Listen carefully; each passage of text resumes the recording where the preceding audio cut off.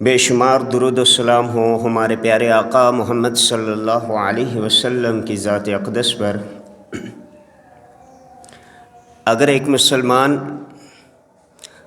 اللہ تعالی کے احکام کو بجا لائے، اپنی پوری زندگی قرآن و سنت کے مطابق گزارے، چاہے وہ اس کی اجتماعی زندگی ہو، انفرادی زندگی ہو، ازدواجی زندگی ہو، جس طرح کی بھی اس کی زندگی ہے اس کو قرآن و حدیث کی روشنی میں گزارے تو اس کی دنیا اور آخرت سنور جاتی ہے، اور اللہ تعالیٰ اس کی دنیا میں بھی بھلائیاں عطا فرماتے ہیں اور آخرت میں بھی بھلائیاں عطا فرماتے ہیں۔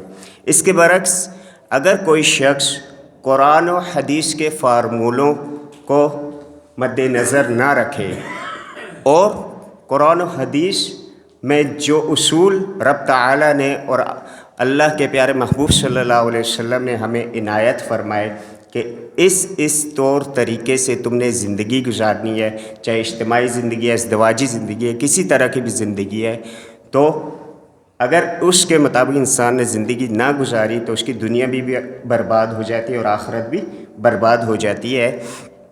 انہی چیزوں میں، انہی معاملات میں ایک معاملہ ہے نکاح کا، جس کے بارے میں قرآن و حدیث کیا کہتا ہے اور قرآن و حدیث کے طور طریقے کیا ہیں جن کے مطابق ہم اپنی زندگی کو سنوار سکتے ہیں، اخروی زندگی بھی بہتر بنا سکتے ہیں اور دنیا کی زندگی بھی۔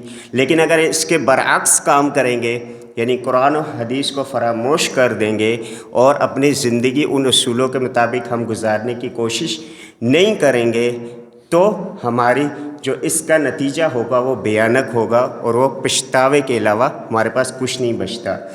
اور اگر انسان کی ازدواجی زندگی بہتر نہ گزرے، اچھی نہ گزرے، اور بالآخر اس کا ایک نتیجہ جو ہے وہ مرتب ہوتا ہے جس کو ہم کہتے ہیں طلاق، تو طلاق بے بات آ کے ختم ہوتی ہے۔ تو آج کی نشست میں ہم طلاق کی کچھ احکام و مسائل کو بیان کرنے کی کوشش کریں گے۔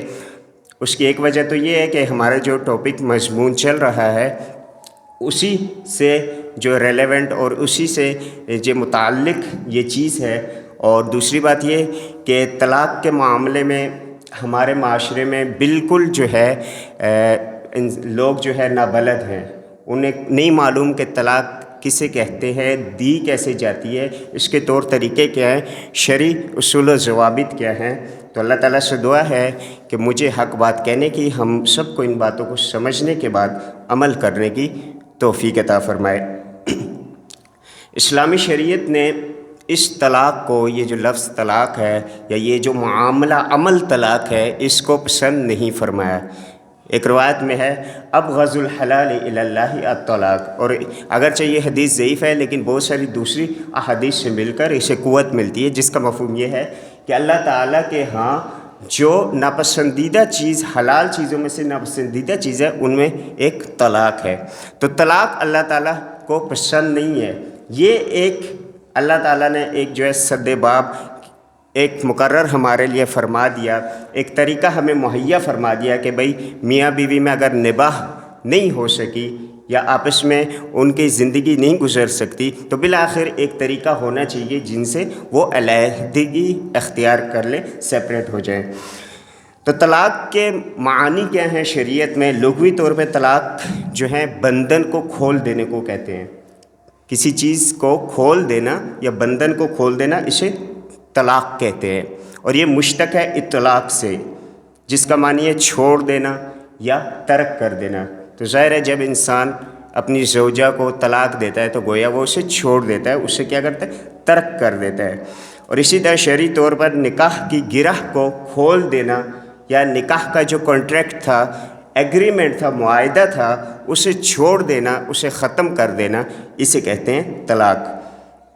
احکام تکلیفیہ جو ہیں فقہی اعتبار سے وہ 5 ہوتے ہیں۔ یا تو کوئی چیز فرض ہوتی ہے، یا کوئی چیز حرام ہوتی ہے، یا کوئی چیز مباح ہوتی ہے یا مکروہ ہوتی ہے، اور یا کوئی مستحب ہوتی ہے۔ تو یہ جو طلاق ہے اس میں 5 کے 5 احکام میں تکلیفیہ لگتے ہیں۔ بعض اوقات یہ واجب ہوتی ہے، بعض اوقات یہ مکروہ ہوتی ہے، بعض اوقات یہ مستحب ہوتی ہے۔ وہ کیسے؟ حرام کب ہوتی ہے؟ جب یہ بدعی طلاق ہو، یعنی ایسی طلاق جسے طلاق بدعہ بھی کہتے ہیں یا طلاق بدعی۔ بدعت یعنی کوئی نئی چیز یا اپنے طور پر شریعت نے وہ طریقہ ہمیں فراہم نہیں کیا، شریعت کے طریقے سے ہٹ کر اپنے طور پہ جس طریقے سے ہم طلاق دیں گے اسے طلاق بدعی کہتے ہیں۔ اس کی مزید تفصیلات انشاءاللہ آگے آئیں گی۔ اور یہ ہے حرام، یعنی کہ اپنے طریقے سے طلاق دینا، شریعت کے طریقے سے ہٹ کر طلاق دینا، اس کو کہتے ہیں طلاق بدعی۔ اور یہ کون سا طریقہ؟ یہ حرام ہے۔ مکروہ طلاق کب ہوتی ہے؟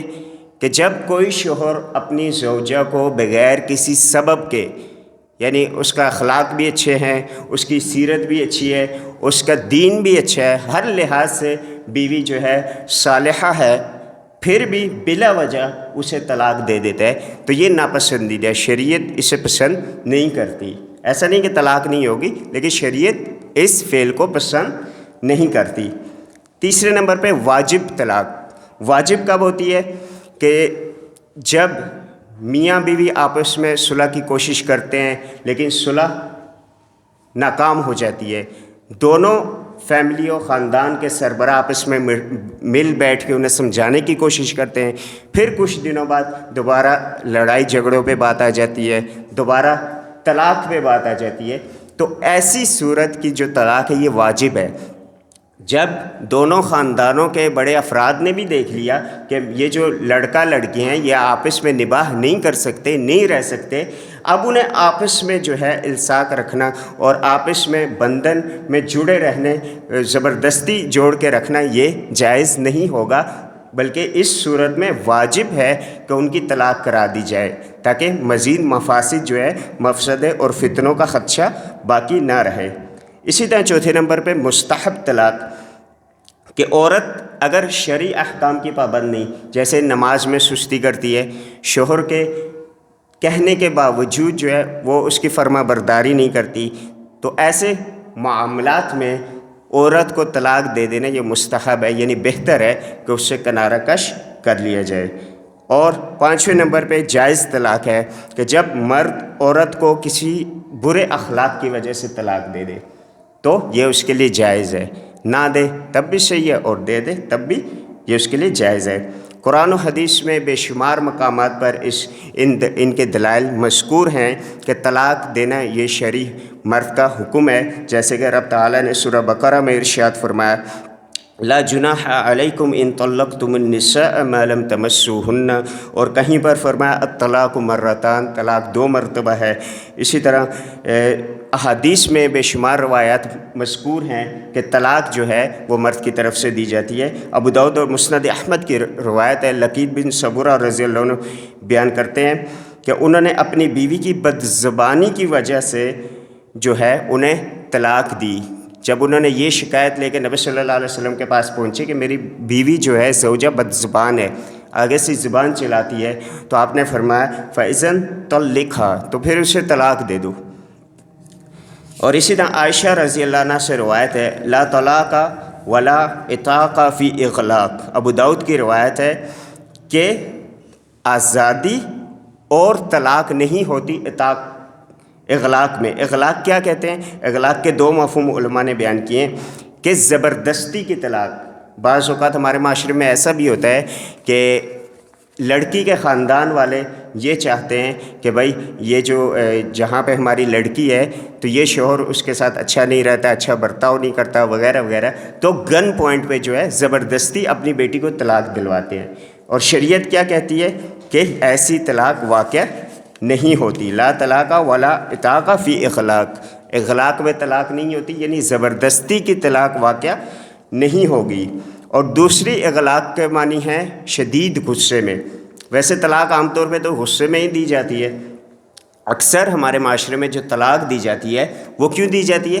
غصے کی حالت میں ہی دی جاتی ہے، لیکن ایسا غصہ جو انسان کی جو ہے عقل کو لے جائے یا بالکل وہ اپنے ہوش و حواس کھو بیٹھے، اس صورت میں جو ہے علماء بھی یہ کہتے ہیں اور حدیث کے ظاہری الفاظ بھی یہ کہتے ہیں کہ پھر طلاق واقع نہیں ہوتی۔ لیکن عام طور پہ جو غصہ ہوتا ہے لڑائی جھگڑے کی صورت میں انسان غصے میں طلاق دے دیتا ہے تو وہ یقیناً واقع ہو جاتی ہے، کیونکہ طلاق جو ہے ہنسی خوشی تو کم لوگ ہی دیتے ہوں گے، اکثر غصے میں ہی دی جاتی ہے۔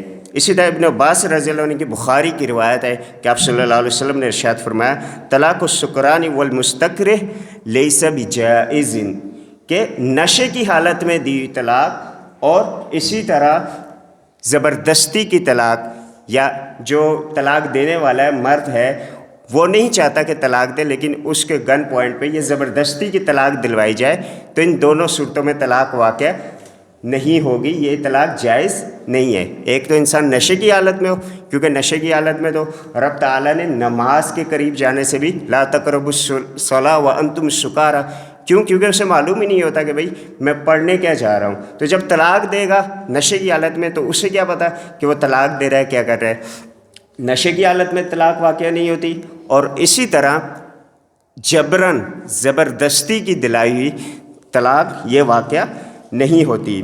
امام مالک رحمہ اللہ کا واقعہ میں پہلے بھی عرض کر چکا ہوں ایک نشست میں، ایک خطبے میں، کہ ان کا ایک جو ہے نعرہ تھا طلاق المستکرہ لیس بشیء، یعنی اس وقت کا جو حکمران تھا وہ زبردستی لوگوں کے عورتوں کو جو ہے طلاقیں دلواتا، تو امام مالک رحمہ اللہ نے یہ فتویٰ دیا تھا نبی صلی اللہ علیہ وسلم کی حدیث کی روشنی میں کہ زبردستی کی طلاق جو ہے وہ جائز نہیں ہے، تو وہ واقع ہی نہیں ہوتی، اور اس بنا پہ جو ہے انہیں گدھے پہ بٹھا کے ان کا منہ کالا کیا گیا اور انہیں طرح طرح کی اذیتیں بھی دی گئی تھیں۔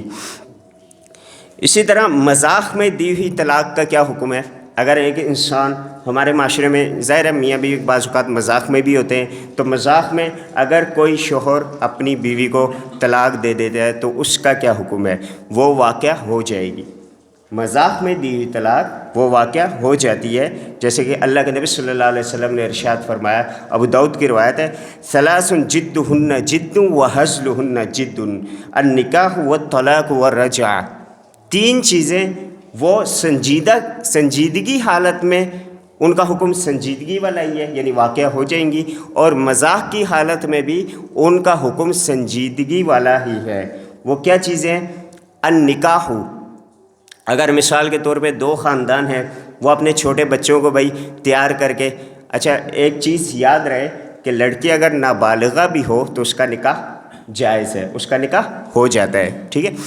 اگر کوئی لڑکی، ایک بچی کو بٹھا دیا جاتا ہے کہ بھائی یہ لڑکی ہے اور یہ آپ کا بچہ ہے، ہم اس کا جو ہے مذاق میں چلو نکاح کرا دیتے ہیں، اب لڑکا بالغ ہے اور لڑکی کیا ہے؟ نابالغہ ہے، تو ایجاب و قبول سب کچھ مذاق میں یعنی انہیں معلوم نہیں ہے، معلوم ہے یا نہیں ہے، دونوں صورتوں میں جو ہے ایجاب و قبول سب کچھ ہو گیا، تو بالآخر وہ کیا ہوگا؟ وہ نکاح جو ہے وہ وقوع پذیر ہو جائے گا، یعنی وہ واقع ہو جائے گا۔ اب وہ لڑکے کی مرضی وہ اسے طلاق دے نہ دے، تو لہٰذا مذاق میں نکاح بھی اگر کسی نے کر لیا تو وہ واقع ہو جاتا ہے۔ دوسری چیز کیا تھی؟ طلاق، اگر مذاق میں شوہر نے بیوی سے کہہ دیا کہ میں تمہیں طلاق دیتا ہوں، پھر بعد میں کہہ دیا کہ بھائی میں مذاق کر رہا تھا، تو اس مذاق کا کوئی اعتبار نہیں، بلکہ اسے سنجیدہ لیا جائے گا اور وہ طلاق جو ہے وہ کاؤنٹ ہوگی، شمار ہوگی۔ اور اسی طرح رجع یعنی رجوع کرنا، پہلی دو طلاقوں کے بعد مرد کو اختیار ہے کہ وہ عورت سے رجوع کر لے، تو اگر کسی نے مذاق سے بھی رجوع کیا اور پھر بعد میں کہا کہ میں نے تو رجوع کیا تھا مذاق میں جو ہے میں سنجیدہ نہیں تھا اس وقت، تو وہ رجوع اصل حقیقت میں رجوع شمار ہوگا، اس میں مذاق کا اعتبار نہیں ہوگا بلکہ سنجیدگی کا اعتبار ہوگا۔ تو تین چیزیں دوبارہ دہرائی دیتا ہوں کہ جن کا مذاق میں بھی سنجیدگی کا حکم ہوتا ہے، ایک نکاح کرنا، ایک طلاق دینا، اور ایک عورت سے رجوع کر لینا۔ اسی طرح پھر آتے طلاق کی قسمیں کتنی ہیں؟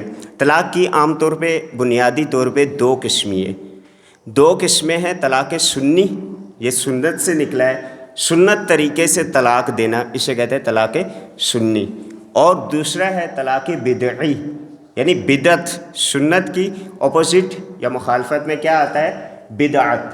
تو طلاق بدعی وہ جو غیر شرعی طریقے سے طلاق دی جائے، اور پھر جو طلاق سنی ہے اس میں یعنی یہ وہ اب طریقہ ہم بیان کرنے جا رہے ہیں کہ جب کوئی انسان مجبوراً بالآخر ایسی نوبت آ گئی کہ وہ اپنی زوجہ کو طلاق دینا چاہ رہا ہے، تو وہ کیسے طلاق دے، پراپر اس کا صحیح اسلامی شریعت میں طریقہ کیا ہے، اس کو ذہن نشین کرنا ہے، ہم نے اسے یاد رکھنا ہے۔ اس کے علاوہ اگر طلاق دیں گے تو وہ واقعہ ہو جائے گی یا نہیں ہوگی وہ آگے ہم ڈسکس کریں گے، لیکن گناہ لازمی ہوگا اس کا۔ لیکن ایسے اگر طلاق دیں گے جو اصول و ضوابط کے تحت شریعت نے ہمیں سکھایا ہے، تو اس میں طلاق بھی واقع ہو جائے گی اور ہمیں گناہ بھی نہیں ہوگا۔ کہ کوئی بھی شوہر اپنی زوجہ کو ناپاکی کی حالت میں طلاق نہ دے۔ اس کے لیے پہلی شرط کیا ہے؟ طلاق سنی کی، یعنی سنت کے مطابق ناپاکی کی حالت میں اپنی زوجہ کو کوئی بھی طلاق نہ دے۔ عبداللہ ابن عمر رضی اللہ عنہ نے اپنی زوجہ کو جو ہے آمنہ بنت غفار رضی اللہ عنہ انہیں جو ہے طلاق دے دی تھی، یعنی ان کے خاص ایام تھے غیر طہارت میں۔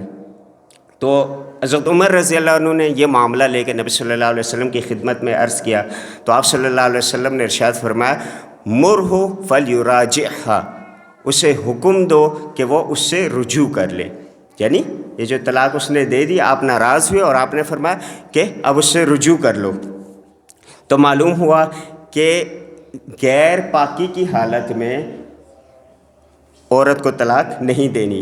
دوسرے نمبر پہ حالت نفاس، یہ بھی کیونکہ ناپاکی کی حالت ہوتی ہے، جب یعنی کہ ولادت ہوتی ہے عورت کے یہاں تو 40 دن تک جو ہے عورت ناپاکی کی حالت میں رہتی ہے، اس حالت میں بھی طلاق دینا جائز نہیں ہے۔ اسی طرح ایسے طہر میں، یعنی ایسی پاکی کی حالت میں کہ جس سے پہلے 1-2 دن پہلے یا اس پیریڈ میں، ان دنوں میں ازدواجی تعلق میاں بیوی کے درمیان قائم ہوا۔ یہ کنایتاً اشارتاً میں بات کر رہا ہوں کہ میاں بیوی کا جو ازدواجی تعلق ہوتا ہے، آپس میں ملاپ ہوتا ہے، اگر اس دوران ایسی پاکی کی حالت میں کہ جس دوران وہ آپس میں ایک دوسرے کے قریب ہوئے تھے، تو اس صورت میں بھی وہ جو پاکی کی حالت ہوگی یا دن ہو گئے، ایام ہو گئے، اس میں بھی طلاق دینا مرد کے لیے جائز نہیں ہے۔ اگر اس نے طلاق دی تو یہ طلاق بدعی ہی کہلائے گی۔ اور اسی طرح اس کی چوتھی شرط یہ ہے کہ طلاق جب دے گا تو ایک وقت میں ایک ہی طلاق دے گا۔ ایک وقت میں وہ ایک ہی طلاق دے گا، 3 طلاق دے دے گا، 5 شمار ایک ہی ہوگی، لیکن 3 4 5 ایک سے زیادہ بھی اگر دے گا ایک وقت میں تو وہ طلاق بدعی میں چلی جائے گی۔ واقعہ ایک ہی ہوگی لیکن اسے زیادہ دینے کا جو ہے گناہ ہوگا۔ یہ 4 چیزیں ہمارے ذہن میں رہنی چاہیے کہ سنی طلاق کون سی ہوتی ہے؟ عورت پاکی کی حالت میں ہو، حیض سے بھی نہ ہو، نفاس سے بھی نہ ہو، اور اس پاکی کا جو ڈیوریشن ہوتا ہے، جو ایام ہوتے ہیں، عورت ان ایام میں جو پاک ہوتی ہے تو اس دوران میاں بیوی کا آپس میں ملاپ بھی نہ ہوا ہو، اور اسی طرح طلاق جب دی جائے گی تو ایک طلاق دی جائے گی۔ تو یہ سب چیزیں ملا کے یہ طلاق سنی کہلاتی ہے۔ اور اس کے برعکس بدعی طلاق کون سی ہے؟ بدعی طلاق وہ ہے جو ابن عمر رضی اللہ عنہ کے حوالے سے گزری، بخاری اور مسلم کی یہ روایت ہے کہ انہوں نے اپنی زوجہ کو طلاق دی تو وہ غیر پاکی کی حالت میں تھی، تو آپ صلی اللہ علیہ وسلم نے جو ہے یہ مختلف الفاظ سے یہ روایت جو ہے مذکور ہے، فرمایا کہ پاکی کی حالت میں طلاق دو، اور جب تم پاکی کی حالت میں طلاق دو گے فَتِلْكَ الْعِدَّةُ كَمَا أَمَرَهُ اللَّهُ تعالیٰ، کیونکہ اللہ تعالیٰ نے قرآن مجید میں حکم دیا ہے یا ایھا النبی اذا طلقتم النساء فطلقوهن لعدتهن، کہ اے نبی جب عورتوں کو طلاق دیا کرو، یعنی نبی یہاں نبی سے خطاب ہے لیکن مراد امت ہے، کہ جب عورتوں کو تم لوگ طلاق دو تو کیا دو؟ عدت میں دو۔ تو عدت سے کیا مراد ہے؟ کہ پاکی کی حالت میں، اور وہی شرائط جو میں نے پہلے جو ہے ذکر کیے ہیں۔ سوال یہ پیدا ہوتا ہے کہ انسان اگر بدعی طلاق دے، یعنی کہ ایک تو سنت کے طریقے کے مطابق ہے پاکی کی حالت میں وغیرہ وغیرہ، تو وہ تو واقعہ ہو جاتی ہے، لیکن اگر کوئی شوہر اپنی بیوی کو بدعی طلاق دے، مثال کے طور پہ ایک وقت میں ابھی اس نے طلاق دی، دوسرے دن اس نے پھر طلاق دی، یہ بھی طلاق بدعی ہے۔ یاد رہے کہ ایک شخص نے ابھی طلاق دی، کل کو دوبارہ اس نے دوسری طلاق دی، یہ 2 مجلسوں والی طلاق وہ نہیں ہے جو قرآن نے ہمیں بتائی ہے۔ 2 مجلسیں یا مختلف 3 مجالس میں طلاق دینے کا جو حکم ہے وہ 3 مہینوں پر مشتمل ہے، جیسے کہ یہ اللہ تعالیٰ نے ارشاد فرمایا کہ انہیں عدتوں میں طلاق دو۔ تو عدت سے کیا مراد ہے کہ ایک عورت جو ہے ناپاکی کی حالت میں اسے طلاق نہیں دینی، پاکی کی حالت میں ہوئی اسے پہلی طلاق جائے گی، پھر دوبارہ انتظار کرنا ہے کہ جب ناپاکی کی حالت میں اس کے خاص مخصوص ایام آئیں گے، پھر اس کے بعد دوبارہ جب پاکی اس کی شروع ہوگی، پاکی کے ایام آئیں گے، پھر دوسری طلاق انسان دے سکتا ہے، اور پھر انتظار کرنا ہے کہ تیسرا جو ڈیوریشن ہے یا تیسری ناپاکی کی حالت ہے وہ گزر جائے، اور اس کے بعد جو پاکی کی حالت آئے گی تو اس میں تیسری طلاق انسان دے گا۔ تو یہ تین مجلسوں مختلف مجالس میں طلاق دینے کا جو ہے یہ کنسیپٹ ہے، یہ شریعت نے ہمیں بتایا اور یہ سنت سے ثابت ہے۔ ایک شخص اگر صبح طلاق دیتا ہے، دوسری طلاق شام کو دیتا ہے، 2 دن بعد، 5 دن، 10 دن بعد بھی دیتا ہے، تو وہ طلاق بدعی شمار ہوتی ہے، وہ سنت کے مطابق طلاق پھر بھی نہیں ہے۔ سوال یہ پیدا ہوتا ہے کہ اس صورت میں کیا طلاق واقع ہو جاتی ہے یا نہیں واقع ہوتی؟ تو جمہور علماء کی یہ رائے ہے کہ طلاق بدعی جو ہے یہ واقع ہو جاتی ہے۔ کیوں؟ کیونکہ جو ابن عمر رضی اللہ عنہ کا جو واقعہ ہم نے بیان کیا، اس میں بھی اللہ کے نبی صلی اللہ علیہ وسلم نے کیا حکم دیا؟ مرہ فلیراجعھا، کہ اسے حکم دو کہ وہ رجوع کر لو۔ رجوع ہمیشہ طلاق کے بعد ہوتا ہے، اگر کسی نے طلاق ہی نہ دی تو رجوع کا کیا معنی؟ اسی طرح اور کئی اقوال ہیں اور کئی دلائل ہیں، لیکن بہرحال جو صحیح راجح قول ہے کہ طلاق بدعی واقع ہو جاتی ہے، لیکن انسان گناہ گار ہوتا ہے۔ ایک شخص نے آج طلاق دی، دوسری طلاق اسی وقت دی تو ایک ہی شمار ہوگی، اگر دوسرے دن دی تو 2 طلاقیں شمار ہو جائیں گی، اسی طرح تیسرے دن دی 3 طلاقیں شمار ہو جائیں گی۔ آگے رب تعالیٰ نے ارشاد فرمایا الطلاق مرتان، طلاق جو ہے 2 مرتبہ ہے، لیکن ہم تو کہتے ہیں کہ بھائی طلاق 3 طلاق کے بعد جو ہے عورت بائنہ ہوتی ہے، یعنی طلاق پڑتی ہے اسے۔ تو مرتان سے کیا مراد ہے؟ ایسی طلاق کہ جس کے بعد رجوع کا حق مرد کو حاصل ہے، وہ 2 مرتبہ ہے۔ ایک مرتبہ انسان نے طلاق دی تو اس کے پاس جو ہے رجوع کا ڈیوریشن ہوتا ہے 3 ماہ۔ اسی طرح ہو سکتا ہے کہ وہ اپنی عورت سے، اپنی بیوی سے رجوع کر لے، اپنی غلطی پہ شرمندہ ہو، پشیمان ہو۔ اسی طرح اس کے بعد اگر اس دوران اس نے رجوع کر لیا، ٹھیک ہے، 3 ماہ گزر گئے، اس نے رجوع نہیں کیا تو وہ عورت جو ہے اس کے نکاح سے نکل جائے گی۔ پھر اگر دوبارہ اس شوہر سے جو ہے اس کے ساتھ رہنا چاہے تو نئے جو ہے نکاح کے ساتھ، نئے حق مہر کے ساتھ اس کے ساتھ رہ سکتی ہے۔ یہ پہلی اور دوسری طلاق کے بعد کا اصول ہے۔ اور اگر کسی نے تیسری طلاق بھی دے دی تو اب اس کے لیے، پہلے شوہر کے لیے بالکل جو ہے حرام ہو جائے گی جب تک کہ کسی اور سے اس کا نکاح نہ ہو اور وہاں سے اسے جو ہے طلاق نہ ہو۔ اسی طرح ابن عباس رضی اللہ عنہ سے روایت ہے کان الطلاق علی عہد رسول اللہ صلی اللہ علیہ وسلم و ابی بکر و سنتین من خلافت عمر طلاق الثلاث واحدہ۔ حضرت عبداللہ ابن عباس رضی اللہ عنہ روایت کرتے ہیں کہ اللہ کے نبی صلی اللہ علیہ وسلم کے زمانے میں، آپ کے بعد ابو بکر صدیق رضی اللہ عنہ کے زمانے میں، عمر فاروق رضی اللہ عنہ کے پہلے 2 سال، خلافت کے پہلے 2 سال تک 3 طلاقوں کو ایک شمار کیا جاتا تھا۔ پھر جو ہے عمر رضی اللہ عنہ نے جو ہے یہ فیصلہ صادر فرمایا کہ لوگوں کو جس چیز میں سہولت دی گئی ہے لوگ اس میں عجلت کرتے ہیں، جلد بازی کا مظاہرہ کرتے ہیں، کیونکہ لوگوں کا کیا رویہ تھا؟ طلاق طلاق طلاق ایسے کہہ دیا کرتے تھے۔ تو حضرت عمر رضی اللہ عنہ جو ہے اس پہ خفا تھے، ناراض تھے، تو انہوں نے تعزیراً یہ حکم صادر فرما دیا کہ اب جو بھی 3 مرتبہ طلاق دے گا ایک ہی مجلس میں، وہ 3 ہی اسی کاؤنٹ ہو جائیں گی اور شمار ہو جائیں گی۔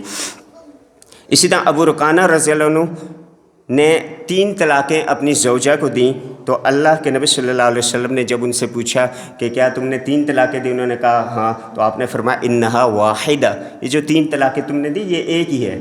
یعنی ایک مجلس میں اگر کوئی شخص 3 مرتبہ طلاق دے، 5 مرتبہ، 10 مرتبہ، جتنی مرتبہ طلاق دے وہ ایک ہی شمار ہو گئی۔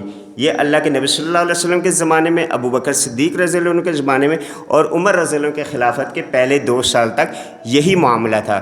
بعد میں عمر رضی اللہ عنہ نے تعزیراً کیا کہتے ہیں، تعزیر کسے کہتے ہیں کہ بھائی جو وقت کا حکمران ہے، لوگوں کی سرزنش کے لیے یا لوگوں کو سبق سکھانے کے لیے ان پہ جو ہے ایکسٹرا فورس یا ایکسٹرا ان کی جو پینلٹی جو ہے وہ نافذ کر دے یا ان کی سزا میں اضافہ کر دے اپنے طور پہ، شرعی حکم نہ ہو، اسے کہتے ہیں تعزیر۔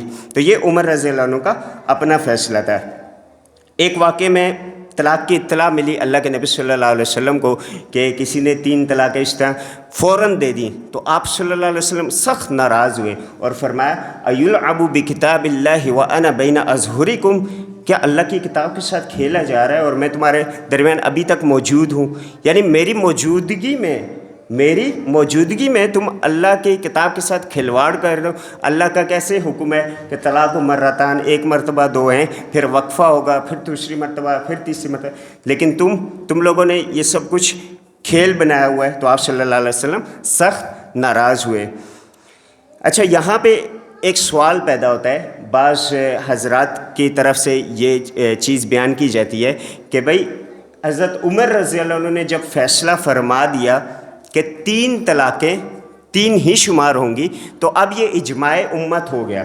اجماع کسے کہتے ہیں کہ سب علماء مجتہدین جو ہے کسی بات پہ متفق ہو جائیں۔ سب صحابہ متفق ہو گئے تھے اس وقت، یعنی کہ عمر رضی اللہ عنہ کے فیصلے کے بعد سب صحابہ متفق ہو گئے تھے، یہ بعض حضرات کا کہنا ہے۔ اور کہتے ہیں کہ جب اجماع ہو گیا تو ابھی سب کو یہی بات ماننی پڑے گی کہ بھائی 3 طلاقیں 3 ہی واقع ہوتی ہیں، 1 شمار نہیں ہوتی۔ لیکن یہ دعویٰ جو ہے، اجماع کا دعویٰ، یہ سراسر جو ہے زیادتی ہے، یہ غلط دعویٰ ہے۔ ایسا کچھ نہیں ہوا تھا، اجماع منعقد نہیں ہوا، اس لیے کہ عبداللہ ابن عباس رضی اللہ عنہ وہ آخر تک جو ہے یہ 3 طلاق کو ایک کے واحد قائل تھے۔ زبیر بن عوام رضی اللہ عنہ، عبد الرحمن بن عوف، حضرت علی، حضرت عبداللہ ابن مسعود، حضرت اکرمہ رحمہ اللہ، طاؤس رحمہ اللہ و رضی اللہ عنہم اجمعین، یہ صحابہ اور تابعین، یہ کثیر بڑی جو ہے صحابہ اور تابعین کی جماعت اس چیز کی قائل تھی کہ 3 طلاقیں جو ہے 1 شمار ہوں گی۔ تو اجماع کسے کہتے ہیں؟ اجماع یہ ہے کہ سب لوگ اس چیز پہ متفق ہو جائیں۔ لیکن ہم نے جیسے نام بیان کیے، بڑے بڑے صحابہ کے نام ہیں، تو وہ جب اس چیز پہ متفق نہیں ہوئے تو معلوم ہوا کہ یہ اجماع ہوا ہی نہیں تھا۔ اسی طرح ابن تیمیہ، ابن القیم رحمہ اللہ اور کئی بات کے جو ہے بڑے بڑے علماء کی یہ رائے، ابن حزم رحمہ اللہ، ان حضرات کی یہی رائے ہے کہ 3 طلاقیں جو ہیں یہ 3 شمار نہیں ہوں گی ایک مجلس کی، لہٰذا دعویٰ اجماع یہ غلط ثابت ہوا۔ اگر کوئی شخص اپنی زوجہ کو طلاق دے دے، 3 طلاقیں واقع ہو گئی۔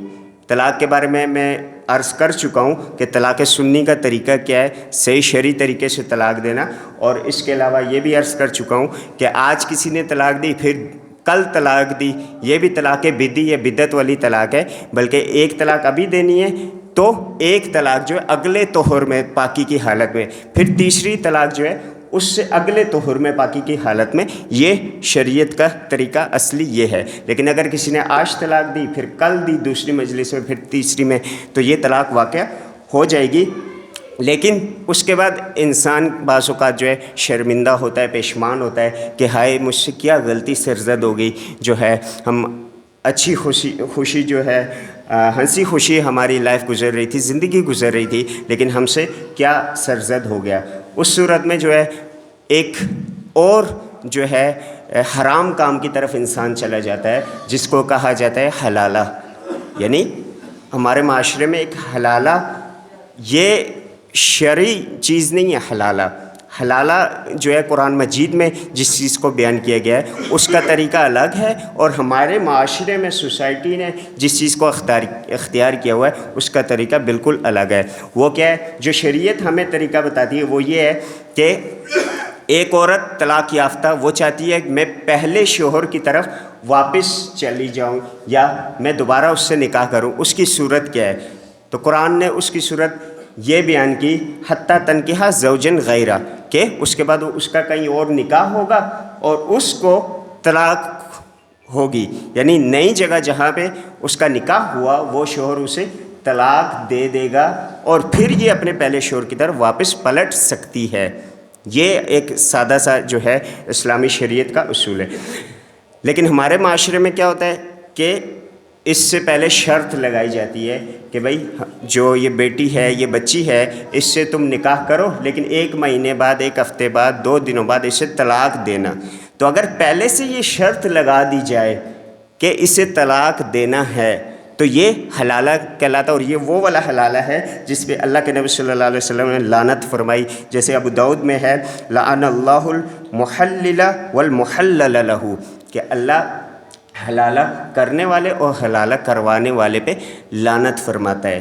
تو حلالہ کی ناجائز قسم کون سی ہے؟ کہ انسان نکاح سے پہلے شرط لگائے کہ اس بچی کو، اس لڑکی کو کچھ عرصے بعد، 1 ہفتے بعد، 1 مہینے بعد جو ہے طلاق دینی ہے۔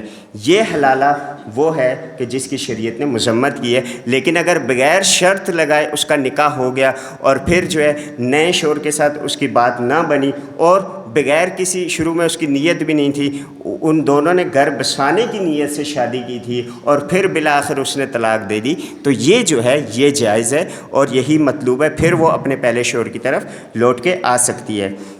اچھا، طلاق کن چیزوں سے واقع ہو جاتی ہے؟ جیسے کہ کچھ چیزیں ہم نے پہلے بیان کی ہیں کہ طلاق جو ہے مذاق سے اگر کوئی طلاق دے تو اس سے بھی طلاق واقع ہو جاتی ہے۔ اسی طرح اگر جبراً طلاق دے، جبراً طلاق واقع نہیں ہوتی، گن پوائنٹ پہ بھائی ہماری بچی کو طلاق دے دو، یہ طلاق واقع نہیں ہوگی۔ اشارتاً، اگر کوئی شخص اشارتاً طلاق دے دے تو وہ واقع ہو جائے گی، جیسے کہ کہے کہ بھائی میں تمہیں چھوڑتا ہوں، اس کی نیت کیا ہو؟ طلاق کا لفظ اس نے نہیں کہا، لیکن شوہر کی نیت کیا ہے؟ طلاق دینے کی، اور وہ کہہ دیتا ہے کہ میں تمہیں آج سے چھوڑ دیتا ہوں، میرا تمہارا ایسے گزر بسر نہیں ہو رہا، تو یہ ایک طلاق شمار ہو جائے گی، اس کی نیت اگر طلاق کی ہے۔ لیکن اگر نیت طلاق کی نہیں ہے تو وہ عام چھوڑنا ہوگا، وہ طلاق نہیں کہلائے گی۔ اسی طرح اگر جیسے کہ اللہ کے نبی صلی اللہ علیہ وسلم کو اللہ تعالیٰ نے اختیار دیا کہ آپ کی اپنی ازواج کو یہ اختیار دے دے کہ وہ آپ کے ساتھ رہنا چاہیں یا دنیاوی زندگی کو اختیار کرنا چاہیں، تو ازواج نے کیا کیا؟ آپ صلی اللہ علیہ وسلم کے ساتھ رہنا پسند کیا۔ تو اگر زوجہ کو شوہر یہ اختیار دیتے کہ تم میرے ساتھ رہنا چاہو گی یا میں تمہیں کچھ مال دے دیتا ہوں اور تم اپنے گھر چلی جاؤ، تو اگر وہ علیحدگی کو پسند کر لے تو صرف اس کا یہ پسند کر لینا کہ بھائی میں آپ کے ساتھ نہیں رہنا چاہتی، یہ بھی طلاق واقع ہو جائے گی، اس میں بھی طلاق کا لفظ کہنا لازمی نہیں ہے۔ اسی طرح بعض جو معاملات ہوتے ہیں، جیسے کہ خرید و فروخت میں کسی کو وکیل بنایا جا سکتا ہے، اپنی جگہ کسی اور کو رکھا جا سکتا ہے۔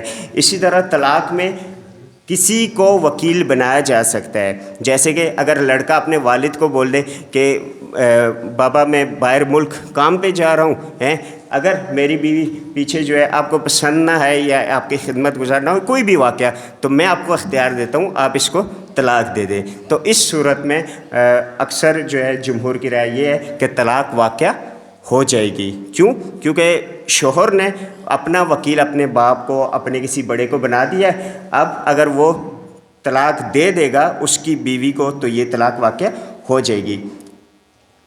اور شرط کے ساتھ بھی طلاق واقع ہو جاتی ہے۔ مثال کے طور پہ کوئی کہے کہ بھائی اگر تم گھر سے باہر فلاں کے گھر میں گئی تو تمہیں طلاق ہو جائے، اب وہ جو عورت ہے، وہ جو بیوی ہے، وہ ایسا ہی کرتی ہے، یعنی کسی کے گھر گئی جہاں سے شوہر نے منع کیا تھا تو اسے طلاق واقع ہو جائے گی، کیونکہ شوہر نے پہلے ایک شرط لگا دی تھی، تو اس صورت میں بھی اسے طلاق واقع ہو جائے گی۔ اور آخر میں جو ہے ایک چیز جو ہے وہ بھی یاد رکھنے کی ہے کہ جب انسان طلاق دے دیتا ہے تو ایک مرحلہ آتا ہے، ایک چیز آتی ہے جو کانٹریکٹ پہ، ایگریمنٹ پہ ہم نے سائن کیا ہوتا ہے کہ اپنی زوجہ کو حق مہر دینا ہے۔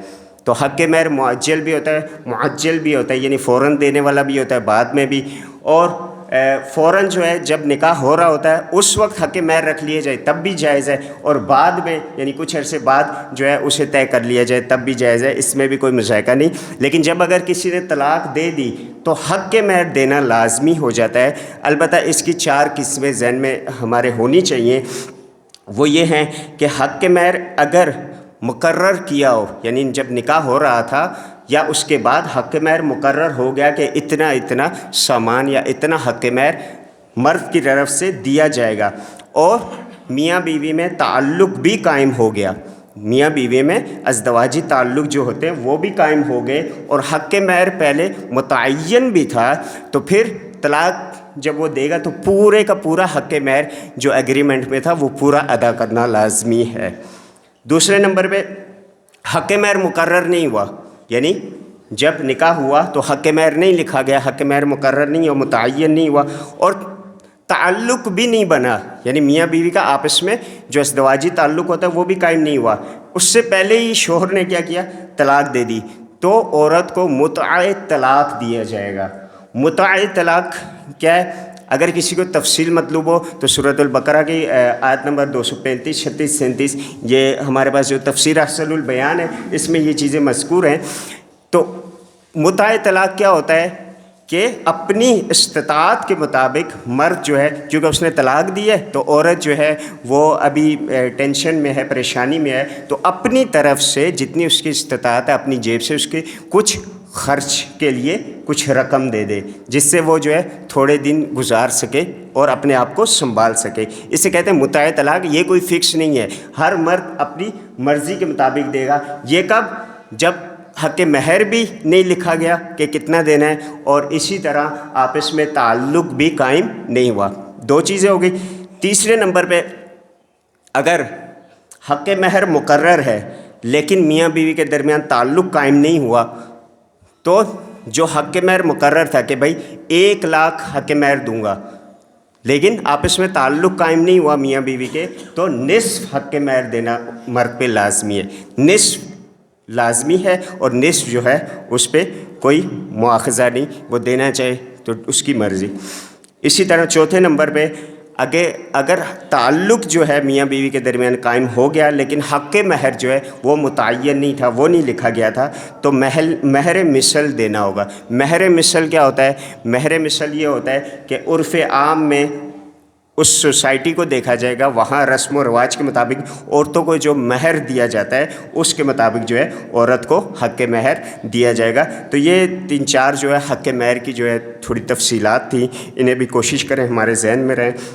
اللہ تعالیٰ سے دعا ہے کہ ہمیں قرآن و سنت کے مطابق اپنی تمام زندگیاں، ازدواجی زندگی، معاشرتی زندگی، معاشی زندگی گزارنے کی توفیق عطا فرمائے۔